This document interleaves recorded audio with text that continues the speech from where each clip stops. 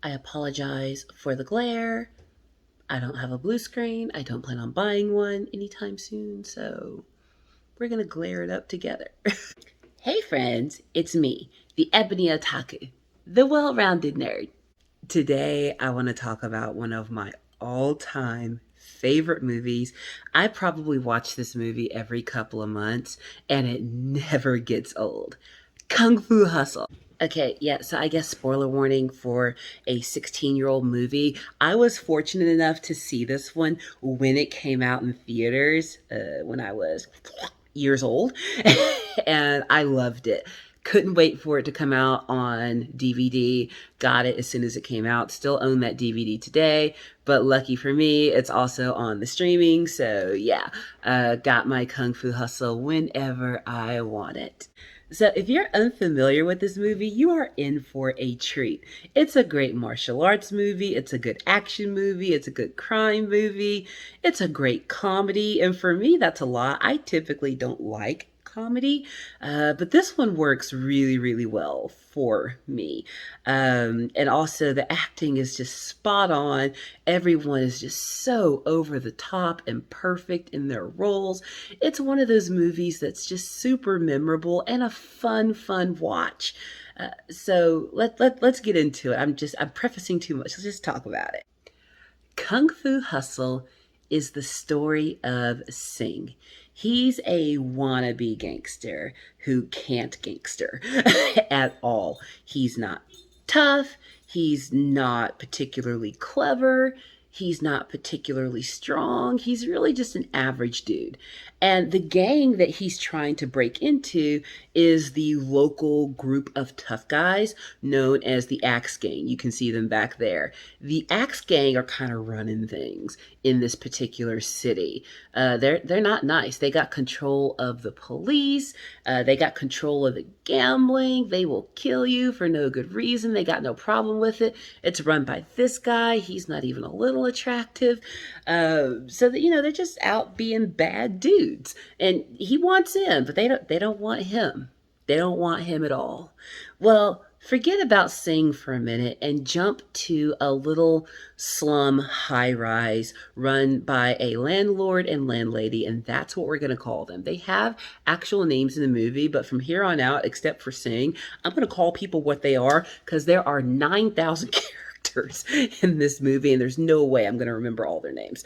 So there is this little slum community that unfortunately is going to get caught up in some of these bad guy dealings unwittingly.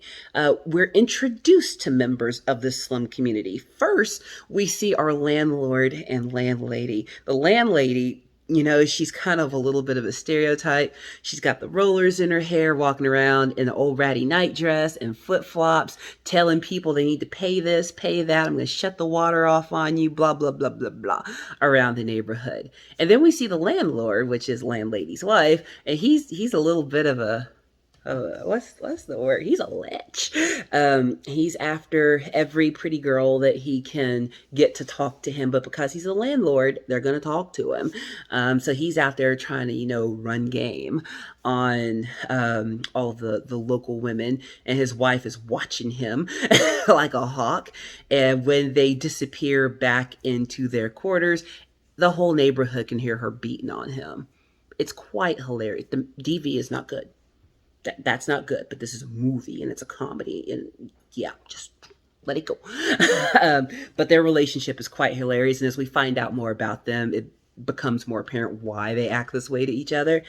And then we see a few more members of the community that become important later on in the story. We see a guy making dumplings, somebody else sewing, and a coolie, which is like a lower servant class, I guess, carrying big bags of rice or whatever. And, the landlady is, making fun of all of them. You're only going to be a coolie for the rest of your life. Nobody wants to eat your nasty dumplings, stuff like that. She's just all around not nice. But if nobody's paying rent, but of course, this is a peasant community, so none of them can pay rent. It's just all kinds of complicated. There's a whole other societal thing that could be done about this movie. I'm not that person. Get that from someone else's channel. Well, Sing, our title character, who's doing the kung fu hustling, I guess, thinks he's going to come to this little community because it's poor and broke down and get one over on them. He comes there to rob the place, and he's accompanied by a childhood friend who's kind of like his partner in crime, who's committing crimes with him. And he doesn't talk. Does he talk at all? Like twice in the movie, but he's like, big, he's not muscular. He's like that, like, I'm a big dude. I don't have muscles, but I'm strong. He's like that. And, he's got his friend with him, and they're like, we're going to stick you people up. And they try to stick him up, and they get made fools of. It's quite a hilarious little scene. The Sing is, asking, for people to come out and fight him, basically. And everyone he encounters is like super strong. Like first he points at like an old woman, is like, I'll fight you. I'll fight the old woman. And she's a peasant woman. She's strong. She's been carrying buckets of water up and down the stairs her whole life. She rears back and guts him one. It's awesome. And he's like, oh, okay, not you. And then he's like, okay, well, you know what? I'll fight the kid. Let me fight the kid. And this little boy steps forward, and he's swole. And he's like, oh, okay, not the kid. I don't fight children. And then he's like, oh, what about you skinny guy with the glasses? Skinny guy with the glasses. Turns out he's sitting down, stands up, and he's 9 feet tall. He's like, you people are cheating. He can't get anything over on this town, and other hilarious shenanigans ensue. He's like, you know what? I'm going to call for help. I'm going to call for backup. Because y'all are hurting me. Y'all are making fun of me. And there actually comes a point where the landlady chases him out of the town. And it's one of the funniest scenes in the movie. I'm not going to spoil it for you, but she like gets her flip-flop off and starts beating him over the head, just like, a grandma would. I'm from the South. Grandmas do that. And she's beating him over the head, and they take off running. And it's so stinking funny. Well, he comes back wanting his vengeance. So he decides he's going to call for help from the axe gang he doesn't belong to. Yes, so Sing sets off this firecracker and calls for some Axe Gang members to come help him. He's not a real member of the Axe Gang, but he has their alert firecracker. And a few members show up to help them and get their butts handed to them, basically. Somewhere from out of this crowd of po folks, someone scoops up the leader of this little posse of Axe Gang members and basically folds him in half and stuffs him in a drum barrel and breaks his back. Mistake. Because now the Axe Gang is aware of this little community. And what happened? Those Axe Gang members who were called by the non-Axe Gang members set off a bigger firework to call the whole darn gang out.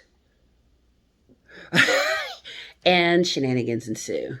Well, when the Axe Gang shows up with, Weird Tooth leader, it gets real dark real fast. He wants to know who hurt his brother in the gang, and nobody's saying anything. I mean, this is a tight-knit community. They po, but they ain't snitches, all right? Snitches be getting the stitches. I'm not that tough at all. That's a persona. But no one's going to cough it up. No one's giving the information, so they end up dragging a woman and a child into the center of like their little square and dumping gasoline on them or threatening to light them on fire if someone doesn't cough up to being the person that broke this Axe Gang member's back. And as he's getting ready to throw it, he's counting 1, 2, 3. Obviously, it said in Cantonese, but I don't speak Cantonese. And then he tosses this lighter, and then the coolie steps forward and grabs it. And he's like, it was me. What you gonna do? What you gonna do? And Axe Gang loses their minds. And they go after this one coolie guy. Well, the joke's on them, because coolie guy turns out to be a kung fu master who's mastered like the 1,000 kicks of a certain school. And they all get their butts handed to them. Well, more Axe Gang members join the fight. And then we discover there's another kung fu master amongst the ranks. And he knocks over all of his, wooden dowels. I guess that he's using the one who was making the dumplings. And it turns out he's got a whole bunch of bow staves, is what they really are. Grabs bow staves and flies on out there and starts kicking butt and taking names with his staff.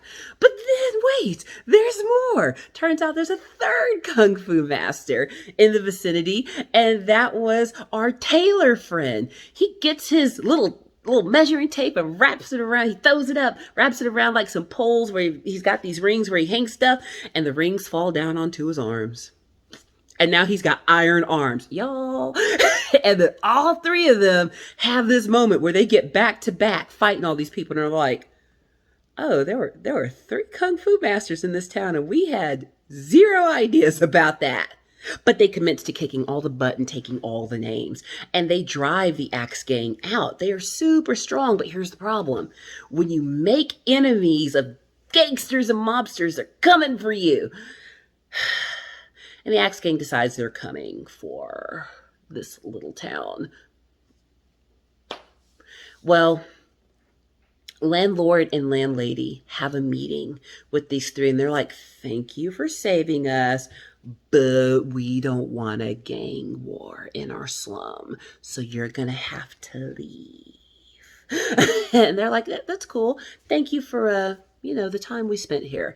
And they pack up their stuff, and we get this sad scene of them, about to walk away. And for a moment, they all, seeing each other, and they're probably never going to see each other again. In my real life, I do practice martial arts. I practice Taekwondo. I've been doing it for 20 years. Love it. I have great respect for Kung Fu and certain other martial arts that are very old and traditional. And to become a master in an art, it's beyond work for you to be able to achieve the rank of a master. I'm a senior instructor. I am not a master. And I've got a long way to go to get to that point. But it's more than just having martial ability. It's about being able to do the right thing with the abilities you have and pass those traditions on, not just the physical traditions, but being able to get to that next group of fighters or potential leaders. Hey, here's how you lead correctly. Here's how you use these skills and these gifts the right way. And that's what these three men are. They're of differing ages. You could almost represent them in current times by a baby boomer, a Gen Xer, a millennial. Like that's the age group they are. And even though they've done a great thing, they've outed themselves, but they didn't know each other were there. They had brothers in battle next to them, and they had no idea. Now, we don't get the backstory as to why they're in this slum. I'm sure it's out there on the internet. I don't know what it is. But for this brief moment, they see each other. They're like, you know what? Why don't we spar?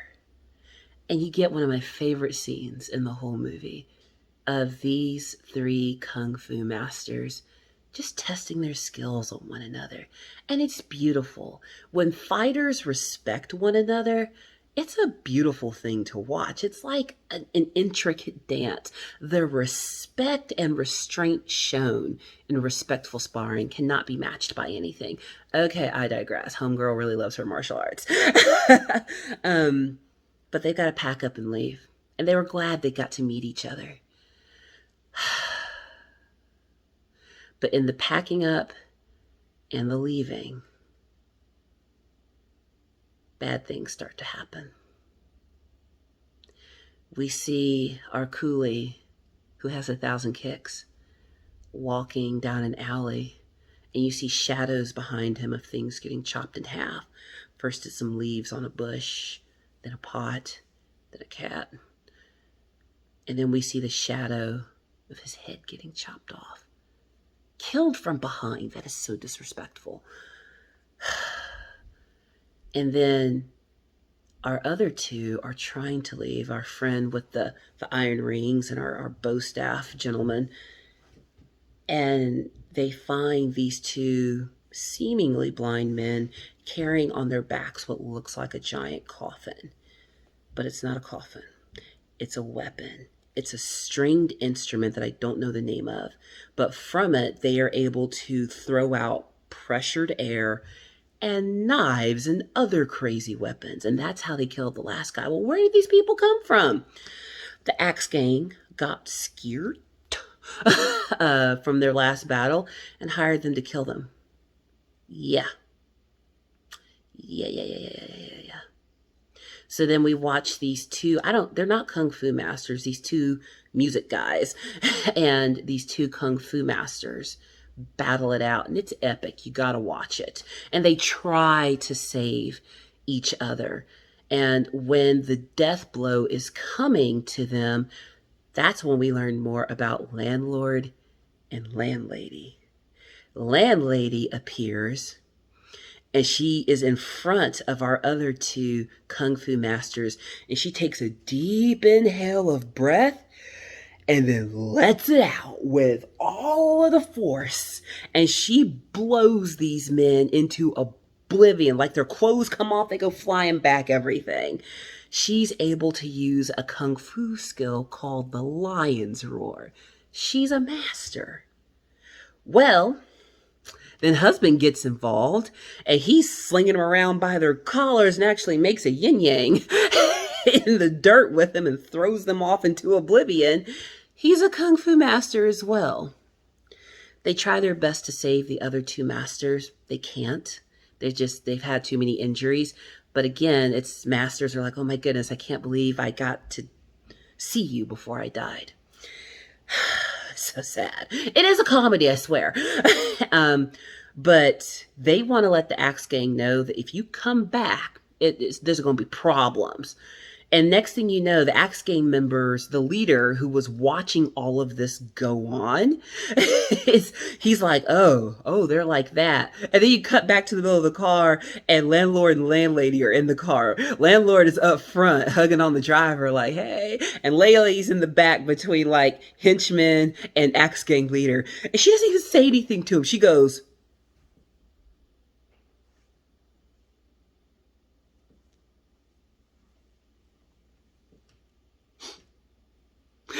that's all it took. And he's like, oh, and he's scared out of his mind. Well, they can't leave it there. They're gang members. So they hear tell of another kung fu master who is cray that could probably take these two out. But he's locked up in a psychiatric hospital at the bottom of the prison. Well, how are they going to get in there? Well, lucky for them, Singh owes them now. Singh is the one who got them into this whole mess in the first place. And they found out through other plot points that he's a great little lockpick. I mean, he's not a good criminal, but he's a great little lockpick. And they need his lockpicking skills because there's always a use for that type of weird little criminal. So they get hold of him, and they send Singh into this prison to break out the crazy kung fu master, who is sitting on a toilet wearing dirty flip-flops and old drawers surrounded by frogs. Whatevs. I mean, you've got that much power, you can be whatever you want. And he's like, oh, I'm not locked up. I could have gotten out any time. I'm just waiting for a worthy fight. And they're like, oh, you're that kind of crazy?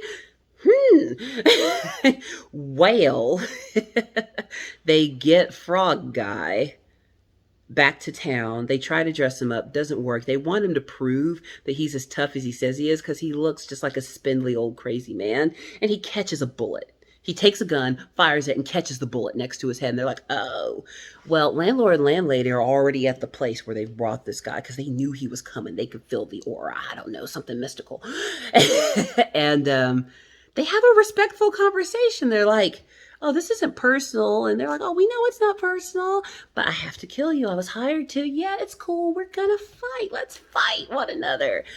And another great fight ensues. I mean, look at this choreography. Isn't this awesome? It's my ring light. Isn't this the best thing you've ever seen? Oh my God. The choreography in this movie is so great. Anywho, so they commence to fighting, and it's a great fight. You got to watch it. But they bring backup for their lion's roar because landlady tries the lion's roar on this guy, and he's able to stand up to it. Well, when they get down and out in the fight, they brought this big old funeral bell with them. They get the top off it, like knock the top off of this big old brass bell. Husband holds it up, and then landlady does the lion's roar through the bell, which amplifies it and like destroys the whole room. He's like, I didn't know it could be amplified. Oh my God, I bow to the masters.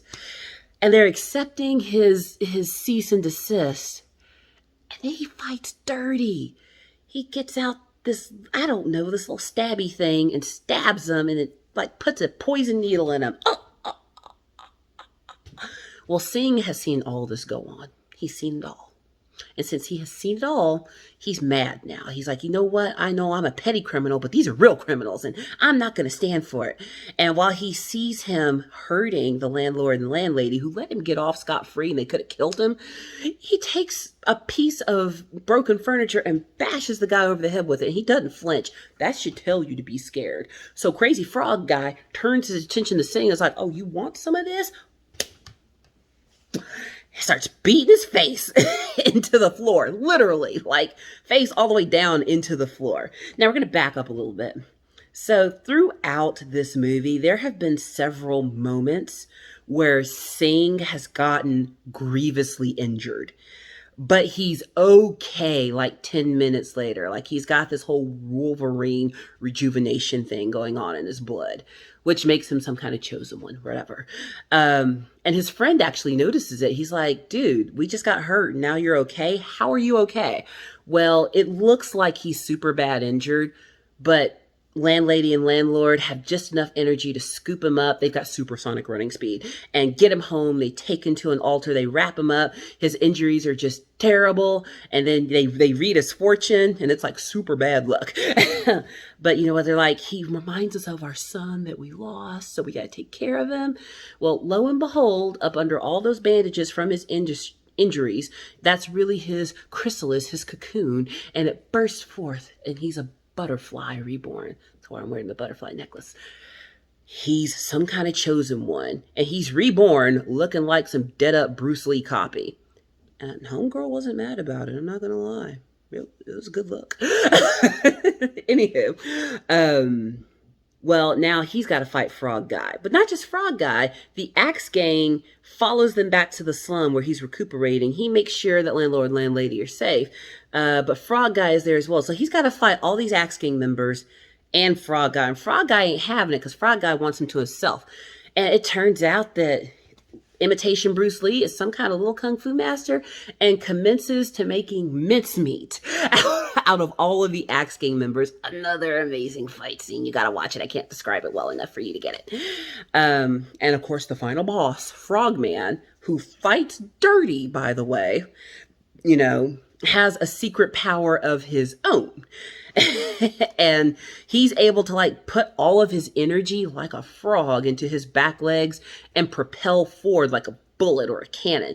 And he starts doing this to Sing, and it's quite the power. And in fact, he does it so vigorously at one point that he launches Sing up into the air. It is ridiculous. Now, pause. Another point throughout the movie that we see is this Buddha poem. When Singh was a little boy and he wanted to grow up to be a kung fu master, he got swindled by this old man who sold him a kung fu pamphlet called the Buddha's Poem for like 10 cents. And he saw a little girl getting bullied, and he tried to defend her with his not real kung fu, and they beat him up and they weed on him. And I think there's an implication there that kid is actually the Axe Gang master later in life. I think that's who he is. Anyway, somebody tell me down in the comments. But you know, his little Buddha palm didn't work, and the girl, you know, she tries to console him. She actually had her lollipop smashed by these mean kids, and she tries to give him a piece, and he's like, no, smashy with the lollipop. It's just real sad. Well, that girl grows up, and she tries to encourage him during his journey, because he still actually at heart wants to be a kung fu dude, but he can't. And he meets her at some point on this journey of enlightenment, and she still has that nasty old candy. Whatever, we all keep weird things. He's like, you smash. But that's where his change of heart starts to occur. So fast forward back to the end of the movie, and Singh now is is practicing kung fu for real. He just, he bursts forth with all the skills. That's how movies work. And he's got all of this love that's coming to him. The landlord and landlady saved his life. There's a nice young lady out there who cared enough about him to help encourage him. And now that he's practicing kung fu, maybe, just maybe, that old man wasn't blowing smoke up his butt after all. This is so dumb. So while he's being launched into the air, I'm sorry, an eagle or a hawk, something's flying by. And he rights himself, and then as the bird's fly by, he like steps on the bird and goes higher. It's just the dumbest thing, and I love it. And when he gets higher, up in the clouds, is Buddha. And he's like, oh, Lord Buddha. And all of a sudden, he's imbued with the power of the Buddha palm. And he holds that palm out. And then he starts his descent back to the slum, and Frog Guy is down there, and he Buddha palms on top of this guy, and it leaves this destructive handprint like the Jolly Green Giant hand size. And dude's like, okay, I give. Frog Guy gives up. He's like, you're the true master. We all know Frog Guy fights dirty. He takes out one of those little stabby things and tries to stab him, and Sing ain't having. He's like, oh, I'm Bruce Lee now, whatevs. Catches it and sends it flying off into the air. And gives him one more reminder of how strong he really is by Buddha palming the whole side of the building out. Don't mess with Sing. He's not the one. Well, the Axe Gang has now been dispatched. And weirdly enough, Frog Guy sees Sing as a master now and asks him to teach him. He has found the warrior who is stronger. And the movie ends really, really nice. He meets back up with his old childhood friend, and they open a candy shop. The reason he opens a candy shop is he hopes to attract that little girl one day that he was not friends with, but knew long ago. And she sees it. And she automatically knows, oh, he's got to be in there. And then they reunite, and he gets the girl. It's so cute. I love this movie. Okay, that was a rambling review, but there's so much that happens in this movie. Like, for a couple hours of entertainment, they got a lot into this movie. It's one of my favorites. I will never stop watching this movie. I've got some recovery time coming up. I'm having a procedure done next week. Or wait, you might not even see this next week. You might not see this for 2 weeks because YouTube lets you plan when you upload. But whenever you see this, I'm probably going to watch it again because I just love the movie so much. If there are any great martial arts movies out there, comedy movies, dramas, whatevs that you love, send them my way because Homegirl is all about them. Please like, comment, and subscribe, and let's talk about it down below.